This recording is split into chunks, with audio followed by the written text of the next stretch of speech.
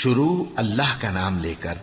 جو بڑا مہربان نہایت رحم والا ہے۔ سب تعریف اللہ ہی کو ہے جس نے اپنے محبوب بندے محمد صلی اللہ علیہ وآلہ وسلم پر یہ کتاب نازل کی اور اس میں کسی طرح کی گجی اور پیچیدگی نہ رکھی، بلکہ سیدھی اور سلیس اتاری تاکہ لوگوں کو عذاب سخت سے جو اس کی طرف سے آنے والا ہے ڈرائے، اور مومنوں کو جو نیک عمل کرتے ہیں خوشخبری سنائے کہ ان کے لیے ان کے کاموں کا نیک بدلہ یعنی بہشت ہے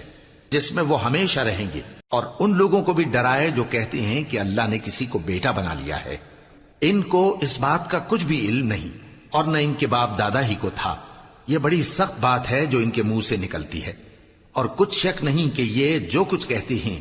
محض جھوٹ ہے۔ اے پیغمبر،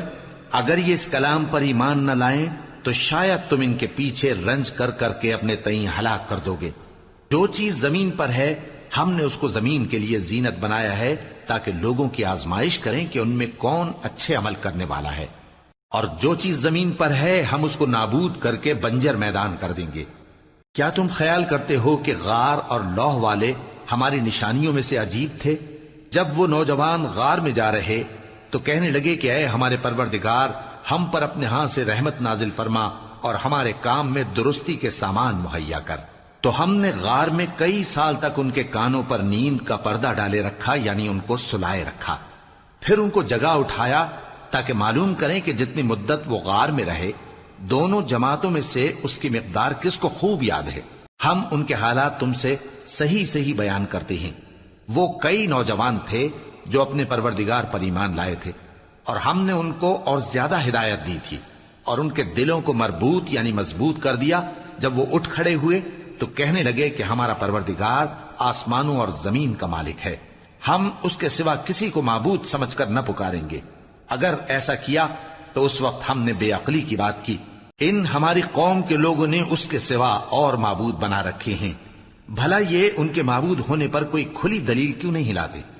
تو اس سے زیادہ کون ظالم ہے جو اللہ پر جھوٹ باندھے؟ اور جب تم نے ان مشرکوں سے اور جن کی یہ اللہ کے سوا عبادت کرتے ہیں ان سے کنارہ کر لیا ہے تو غار میں چل رہو، تمہارا پروردگار تمہارے لیے اپنی رحمت وسیع کر دے گا اور تمہارے کاموں میں آسانی کے سامان مہیا کرے گا۔ اور جب سورج نکلے تو تم دیکھو کہ دھوپ ان کے غار سے داہنی طرف سمٹ جائے، اور جب غروب ہو تو ان سے بائیں طرف کترا جائے، اور وہ اس غار کے کشادہ حصے میں تھے۔ یہ اللہ کی نشانیوں میں سے ہیں، جس کو اللہ ہدایت دے وہ ہدایت یاب ہے، اور جس کو گمراہ رہنے دے تو تم اس کے لیے کوئی دوست راہ بتانے والا نہ پاؤ گے۔ اور تم ان کے متعلق خیال کرو کہ وہ جاگ رہے ہیں حالانکہ وہ سوتے ہیں، اور ہم ان کو دائیں اور بائیں کروٹ بدلاتے تھے، اور ان کا کتا چوکھٹ پر دونوں ہاتھ پھیلائے ہوئے تھا۔ اگر تم ان کو جھانک کر دیکھتے تو پیٹ پھیر کر بھاگ جاتے اور ان سے دہشت میں آ جاتے۔ اور اسی طرح ہم نے ان کو اٹھایا تاکہ آپس میں ایک دوسرے سے دریافت کریں۔ ایک کہنے والے نے کہا کہ تم یہاں کتنی مدت رہے؟ انہوں نے کہا کہ 1 دن یا اس سے بھی کم۔ انہوں نے کہا کہ جتنی مدت تم رہے ہو تمہارا پروردگار ہی اس کو خوب جانتا ہے، تو اپنے میں سے کسی کو یہ روپیہ دے کر شہر بھیجو، وہ دیکھے کہ نفیس کھانا کون سا ہے تو اس میں سے کھانا لے آئے، اور احتیاط سے آئے جائے اور تمہارا حال کسی کو نہ بتائے۔ اگر وہ تم پر دسترس پا لیں گے تو تمہیں سنسار کر دیں گے یا پھر اپنے مذہب میں داخل کر لیں گے، اور اس وقت تم کبھی فلاح نہیں پاؤ گے۔ اور اسی طرح ہم نے لوگوں کو ان کے حال سے خبردار کر دیا تاکہ وہ جانیں کہ اللہ کا وعدہ سچا ہے،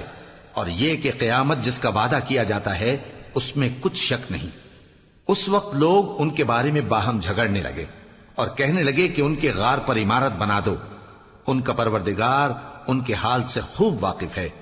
جو لوگ ان کے معاملے میں غلبہ رکھتے تھے وہ کہنے لگے کہ ہم ان کے غار پر مسجد بنائیں گے۔ بعض لوگ اٹکل پچو کہیں گے کہ وہ 3 تھے اور چوتھا ان کا کتا تھا، اور بعض کہیں گے کہ وہ 5 تھے اور چھٹا ان کا کتا تھا، اور بعض کہیں گے کہ وہ 7 تھے اور 8واں ان کا کتا تھا۔ کہہ دو کہ میرا پروردگار ہی ان کے شمار سے خوب واقف ہے، ان کو جانتے بھی ہیں تو تھوڑے ہی لوگ جانتے ہیں۔ تو تم ان کے معاملے میں بحث نہ کرنا مگر سرسری سی بحث، اور نہ ان کے بارے میں ان میں سے کسی سے کچھ دریافت ہی کرنا، اور کسی کام کی نسبت نہ کہنا کہ میں اسے کل کر دوں گا، مگر انشاءاللہ کہہ کر یعنی اگر اللہ چاہے تو کر دوں گا۔ اور جب اللہ کا نام لینا بھول جاؤ تو یاد آنے پر لے لو۔ اور کہہ دو کہ امید ہے کہ میرا پروردگار مجھے اس سے بھی زیادہ ہدایت کی باتیں بتائے۔ اور اصحاب کہف اپنے غار میں 9 اوپر 300 سال رہے۔ کہہ دو کہ جتنی مدت وہ رہے اسے اللہ ہی خوب جانتا ہے، اسی کو آسمانوں اور زمین کی پوشیدہ باتیں معلوم ہیں، وہ کیا خوب دیکھنے والا اور کیا خوب سننے والا ہے۔ اس کے سوا ان کا کوئی کارساز نہیں، اور نہ وہ اپنے حکم میں کسی کو شریک کرتا ہے۔ اور اپنے پروردگار کی کتاب کو جو تمہارے پاس بھیجی جاتی ہے پڑھتے رہا کرو، اس کی باتوں کو کوئی بدلنے والا نہیں، اور اس کے سوا تم کہیں پناہ بھی نہیں پاؤ گے۔ اور جو لوگ صبح و شام اپنے پروردگار کو پکارتے اور اس کی خوشنودی کے طالب ہیں، ان کے ساتھ صبر کرتے رہو، اور تمہاری نگاہیں ان میں سے گزر کر اور طرف نہ دوڑیں کہ تم دنیاوی زندگی کی رونقوں کے خواستگار ہو جاؤ۔ اور جس شخص کے دل کو ہم نے اپنی یاد سے غافل کر دیا ہے اور وہ اپنی خواہش کی پیروی کرتا ہے اور اس کا کام حد سے بڑھ گیا ہے، اس کا کہا نہ ماننا۔ اور کہہ دو کہ لوگو یہ قرآن تمہارے پروردگار کی طرف سے برحق ہے، تو جو چاہے ایمان لائے اور جو چاہے کافر رہے۔ ہم نے ظالموں کے لیے دوزخ کی آگ تیار کر رکھی ہے جس کی قناتیں ان کو گھیر رہی ہوں گی، اور اگر فریاد کریں گے تو ایسے کھولتے ہوئے پانی سے ان کی داد رسی کی جائے گی جو پگھلے ہوئے تانبے کی طرح گرم ہوگا، اور جو ان کے چہروں کو بھون ڈالے گا۔ ان کے پینے کا پانی بھی برا اور آرام گاہ بھی بری۔ اور جو ایمان لائے اور کام بھی نیک کرتے رہے تو ہم نیک کام کرنے والوں کا اجر ضائع نہیں کرتے۔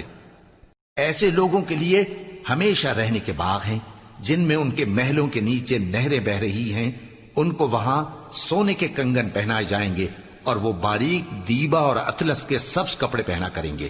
اور تختوں پر تکیے لگا کر بیٹھا کریں گے۔ کیا خوب بدلہ اور کیا خوب آرام گاہ ہے۔ اور ان سے 2 شخصوں کا حال بیان کرو جن میں سے ایک کو ہم نے انگور کے 2 باغ عنایت کیے تھے اور ان کے گردا گرد کھجوروں کے درخت لگا دیے تھے، اور ان کے درمیان کھیتی پیدا کر دی تھی۔ دونوں باغ کثرت سے پھل لاتے اور اس کی پیداوار میں کسی طرح کی کمی نہ ہوتی، اور دونوں میں ہم نے ایک نہر بھی جاری کر رکھی تھی، اور اس طرح اس شخص کو ان کی پیداوار ملتی رہتی تھی۔ تو ایک دن جبکہ وہ اپنے دوست سے باتیں کر رہا تھا، کہنے لگا کہ میں تم سے مال و دولت میں بھی زیادہ ہوں اور جتھے اور جماعت کے لحاظ سے بھی زیادہ عزت والا ہوں،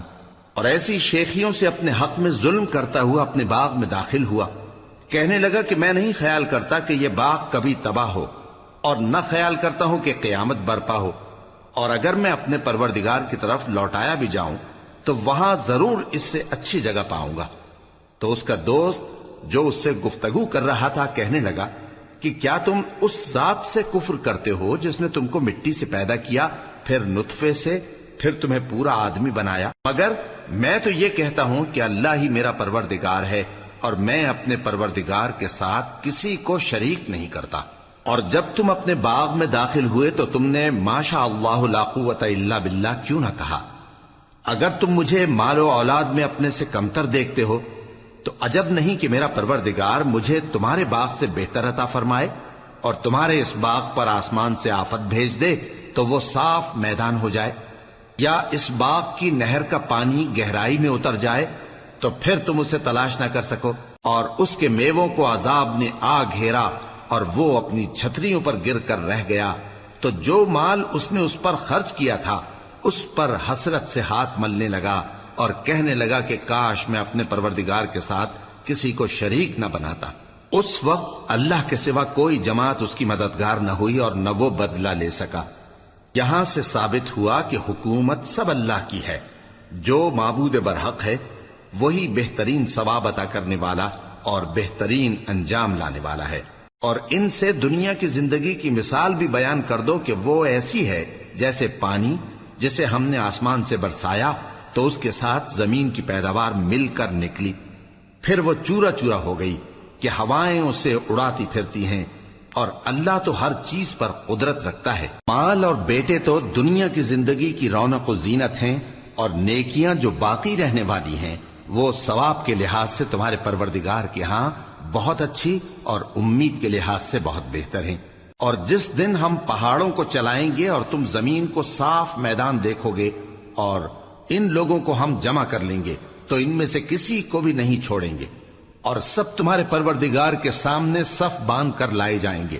تو ہم ان سے کہیں گے کہ جس طرح ہم نے تم کو پہلی بار پیدا کیا تھا اسی طرح آج تم ہمارے سامنے آئے، لیکن تم نے تو یہ خیال کر رکھا تھا کہ ہم نے تمہارے لیے قیامت کا کوئی وقت مقرر ہی نہیں کیا، اور اعمال کی کتاب کھول کر رکھی جائے گی تو تم گناہگاروں کو دیکھو گے کہ جو کچھ اس میں لکھا ہوگا اس سے ڈر رہے ہوں گے،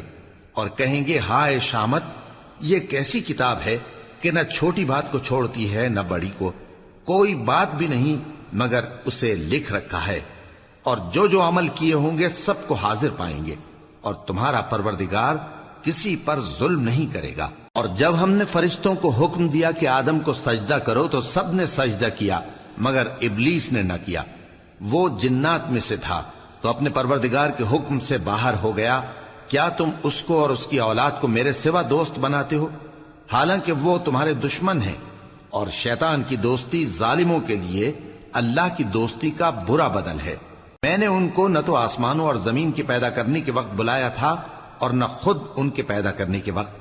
اور میں ایسا نہ تھا کہ گمراہ کرنے والوں کو مددگار بناتا۔ اور جس دن اللہ فرمائے گا کہ اب میرے شریکوں کو جن کی نسبت تم معبود ہونے کا گمان رکھتے تھے بلاؤ، تو وہ ان کو بلائیں گے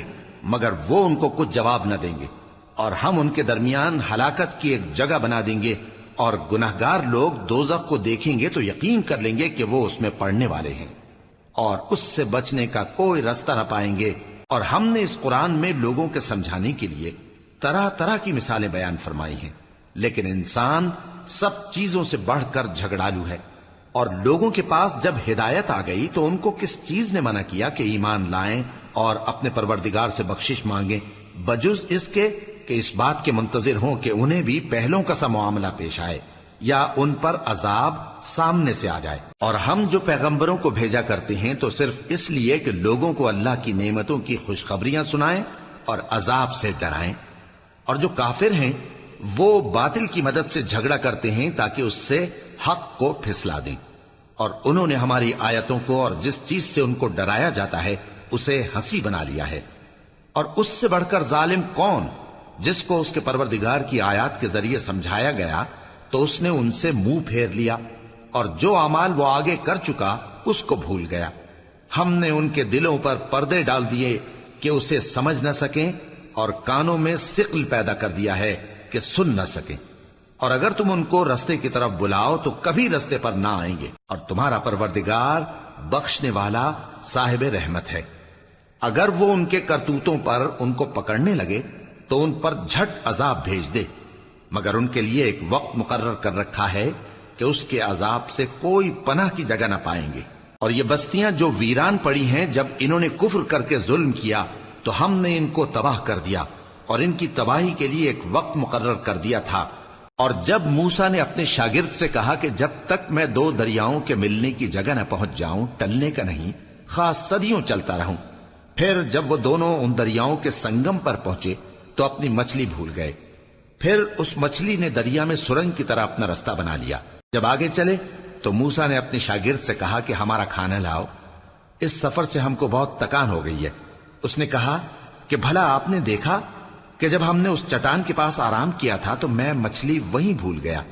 اور مجھے آپ سے اس کا ذکر کرنا شیطان نے بھلا دیا، اور اس مچھلی نے عجیب طرح سے دریا میں اپنا رستہ بنایا۔ موسیٰ نے کہا یہی تو وہ مقام ہے جسے ہم تلاش کرتے تھے، تو وہ اپنے پاؤں کے نشان دیکھتے دیکھتے لوٹ گئے۔ وہاں انہوں نے ہمارے بندوں میں سے ایک بندہ دیکھا جس کو ہم نے اپنے ہاتھ سے رحمت خاص سے نوازا تھا اور اپنے پاس سے ایک خاص علم بخشا تھا۔ موسیٰ نے ان سے جن کا نام خضر تھا کہا کہ جو علم اللہ کی طرف سے آپ کو سکھایا گیا ہے، اگر آپ اس میں سے مجھے کچھ بھلائی کی باتیں سکھائیں تو میں آپ کے ساتھ رہوں۔ خضر نے کہا کہ تم میرے ساتھ رہ کر صبر نہیں کر سکو گے، اور جس بات کی تمہیں خبر ہی نہیں اس پر صبر کر بھی کیسے سکتے ہو؟ موسیٰ نے کہا اللہ نے چاہا تو آپ مجھے صابر پائیے گا، اور میں آپ کے ارشاد کے خلاف نہیں کروں گا۔ خضر نے کہا اگر تم میرے ساتھ رہنا چاہو تو شرط یہ ہے مجھ سے کوئی بات نہ پوچھنا جب تک میں خود اس کا ذکر تم سے نہ کروں۔ تو دونوں چل پڑے، یہاں تک کہ جب کشتی میں سوار ہوئے تو خضر نے کشتی کو پھاڑ ڈالا۔ موسیٰ نے کہا کیا آپ نے اس کو اس لیے پھاڑا ہے کہ سواروں کو غرق کر دی؟ یہ تو آپ نے بڑی عجیب بات کی۔ خضر نے کہا کیا میں نے نہیں کہا تھا کہ تم میرے ساتھ صبر نہ کر سکو گے؟ موسیٰ نے کہا کہ جو بھول مجھ سے ہوئی اس پر مواخذہ نہ کیجیے اور میرے معاملے میں مجھ پر مشکل نہ ڈالیے۔ پھر دونوں چلے، یہاں تک کہ رستے میں ایک لڑکا ملا تو خضر نے اسے مار ڈالا۔ موسیٰ نے کہا کہ آپ نے ایک بے گناہ شخص کو ناحق بغیر قصاص کے مار ڈالا، یہ تو آپ نے بری بات کی۔ خضر نے کہا کیا میں نے نہیں کہا تھا کہ تم سے میرے ساتھ صبر نہیں ہو سکے گا؟ انہوں نے کہا کہ اگر میں اس کے بعد پھر کوئی بات پوچھوں یعنی اعتراض کروں تو مجھے اپنے ساتھ نہ رکھیے گا کہ آپ میری طرف سے عذر کے قبول کرنے میں حد کو پہنچ گئے ہیں۔ پھر دونوں چلے، یہاں تک کہ گاؤں والوں کے پاس پہنچے اور ان سے کھانا طلب کیا۔ انہوں نے ان کی ضیافت کرنے سے انکار کیا۔ پھر انہوں نے وہاں ایک دیوار دیکھی جو گرا چاہتی تھی تو خضر نے اس کو سیدھا کر دیا۔ موسیٰ نے کہا کہ اگر آپ چاہتے تو ان سے اس کا معاوضہ لے لیتے تاکہ کھانے کا کام چلتا۔ خضر نے کہا کہ اب مجھ میں اور تم میں علیحدگی، مگر جن باتوں پر تم صبر نہ کر سکے میں ان کا تمہیں بھید بتائے دیتا ہوں کہ وہ جو کشتی تھی غریب لوگوں کی تھی جو دریا میں محنت کر کے یعنی کشتیاں چلا کر گزارا کرتے تھے، اور ان کے سامنے کی طرف ایک بادشاہ تھا جو ہر اچھی کشتی کو زبردستی چھین لیتا تھا، تو میں نے چاہا کہ اسے عیبدار کر دوں تاکہ وہ اسے غصب نہ کر سکے۔ اور وہ جو لڑکا تھا اس کے ماں باپ دونوں مومن تھے، ہمیں اندیشہ ہوا کہ وہ بڑا ہو کر بد کردار ہوگا تو کہیں ان کو سرکشی اور کفر میں نہ پھنسا دے، تو ہم نے چاہا کہ ان کا پروردگار اس کی جگہ ان کو اور بچہ عطا فرمائے جو اخلاقی پاکیزگی میں بہتر اور محبت میں زیادہ قریب ہو۔ اور وہ جو دیوار تھی سو 2 یتیم لڑکوں کی تھی جو شہر میں رہتے تھے، اور اس کے نیچے ان کا خزانہ دفن تھا، اور ان کا باپ ایک نیک آدمی تھا۔ تو تمہارے پروردگار نے چاہا کہ وہ اپنی جوانی کو پہنچ جائیں اور پھر اپنا خزانہ نکالے۔ یہ تمہارے پروردگار کی مہربانی ہے، اور یہ کام میں نے اپنی طرف سے نہیں کیے، یہ ان باتوں کی حقیقت ہے جن پر تم صبر نہ کر سکے۔ اور تم سے ذوالقرنین کے بارے میں دریافت کرتے ہیں، کہہ دو کہ میں اس کا کسی قدر حال تمہیں پڑھ کر سناتا ہوں۔ ہم نے اس کو زمین میں بڑا اقتدار دیا تھا اور ہر طرح کا سامان اس کو عطا کیا تھا، تو اس نے ایک سفر کا سامان کیا، یہاں تک کہ جب سورج کے غروب ہونے کی جگہ پہنچا تو اسے ایسا پایا کہ ایک کیچڑ والے چشمے میں ڈوب رہا ہے، اور اس چشمے کے پاس ایک قوم دیکھی۔ ہم نے کہا ذوالقرنین تم ان کو خواہ تکلیف دو خواہ ان کے بارے میں بھلائی اختیار کرو، دونوں باتوں کی تم کو قدرت ہے۔ ذوالقرنین نے کہا کہ جو کفر و بد کرداری سے ظلم کرے گا اسے ہم سزا دیں گے، پھر وہ اپنے پروردگار کی طرف لوٹایا جائے گا تو وہ بھی اسے بڑا عذاب دے گا، اور جو ایمان لائے گا اور عمل نیک کرے گا اس کے لیے بہت اچھا بدلہ ہے، اور ہم اپنے معاملے میں اس سے نرم بات کہیں گے۔ پھر اس نے ایک اور سامان سفر کیا، یہاں تک کہ سورج کے طلوع ہونے کے مقام پر پہنچا تو دیکھا کہ وہ ایسے لوگوں پر طلوع ہوتا ہے جن کے لیے ہم نے دھوپ سے بچاؤ کی کوئی اوٹ نہیں بنائی تھی۔ حقیقت یوں ہی تھی، اور جو کچھ اس کے پاس تھا ہم کو سب کی خبر تھی۔ پھر اس نے ایک اور سفر کا سامان کیا، یہاں تک کہ 2 اونچے سیدھے پہاڑوں کے درمیان پہنچا تو دیکھا کہ ان کے اس طرف کچھ لوگ ہیں کہ بات کو سمجھ نہیں سکتے۔ ان لوگوں نے کہا کہ اے ذوالقرنین، یاجوج اور ماجوج اس علاقے میں فساد کرتے رہتے ہیں، بھلا ہم آپ کے لیے خرچ کا انتظام کر دیں کہ آپ ہمارے اور ان کے درمیان ایک دیوار کھینچ دیں۔ ذوالقرنین نے کہا کہ خرچ کا جو مقدور اللہ نے مجھے بخشا ہے وہ بہت اچھا ہے، تم مجھے قوت بازو سے مدد دو، میں تمہارے اور ان کے درمیان ایک مضبوط رکاوٹ بنا دوں گا۔ تم لوہے کے بڑے بڑے تختے میرے پاس لاؤ۔ چنانچہ کام جاری کر دیا گیا، یہاں تک کہ جب اس نے دونوں پہاڑوں کے درمیان کا حصہ برابر کر دیا اور کہا کہ اب اسے دھوکو، یہاں تک کہ جب اس کو دھونک دھونک کر آگ کر دیا تو کہا کہ اب میرے پاس تانبا لاؤ کہ اس پر پگھلا کر ڈال دوں۔ پھر ان میں یہ قدرت نہ رہی کہ اس پر چڑھ سکیں، اور نہ یہ طاقت رہی کہ اس میں نقب لگا سکیں۔ بولا کہ یہ میرے پروردگار کی مہربانی ہے، پھر جب میرے پروردگار کا وعدہ آ پہنچے گا تو اس کو ڈھا کر ہموار کر دے گا، اور میرے پروردگار کا وعدہ سچا ہے۔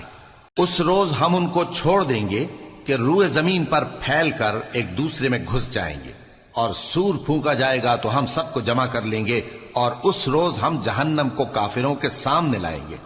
جن کی آنکھیں میری یاد سے پردے میں تھیں اور وہ سننے کی طاقت نہیں رکھتے تھے۔ اب کیا کافر یہ خیال کرتے ہیں کہ وہ میرے بندوں کو میرے سوا اپنا کارساز بنائیں گے تو میں خفا نہیں ہوں گا؟ ہم نے ایسے کافروں کے لیے جہنم کی مہمانی تیار کر رکھی ہے۔ کہہ دو کہ ہم تمہیں ایسے لوگ بتائیں جو اعمال کے لحاظ سے بڑے نقصان میں ہیں؟ یہ وہ لوگ ہیں جن کی دوڑ دھوپ دنیا کی زندگی میں برباد ہو گئی اور وہ یہ سمجھے ہوئے ہیں کہ وہ اچھے کام کر رہے ہیں۔ یہ وہ لوگ ہیں جنہوں نے اپنے پروردگار کی آیتوں کو نہ مانا اور اس کے سامنے جانے سے انکار کیا، تو ان کے اعمال ضائع ہو گئے۔ سو ہم قیامت کے دن ان کے لیے کچھ بھی وزن قائم نہیں کریں گے۔ یہ ان کی سزا ہے، یعنی جہنم، اس لیے کہ انہوں نے کفر کیا اور ہماری آیتوں اور ہمارے پیغمبروں کی ہنسی اڑائی۔ جو لوگ ایمان لائے اور عمل نیک کیے ان کے لیے بہشت کے باغ بطور مہمانی ہوں گے، ہمیشہ ان میں رہیں گے اور وہاں سے مکان بدلنا نہ چاہیں گے۔ کہہ دو کہ اگر سمندر میرے پروردگار کی باتوں کے لکھنے کے لیے روشنائی ہو تو قبل اس کے کہ میرے پروردگار کی باتیں تمام ہوں سمندر ختم ہو جائے، اگرچہ ہم ویسا ہی اور اس کی مدد کو لائیں۔ کہہ دو کہ میں تمہاری طرح کا ایک بشر ہوں، البتہ میری طرف وہی آتی ہے کہ تمہارا معبود وہی ایک معبود ہے۔ تو جو شخص اپنے پروردگار سے ملنے کی امید رکھے چاہیے کہ عمل نیک کرے اور اپنے پروردگار کی عبادت میں کسی کو شریک نہ بنائے۔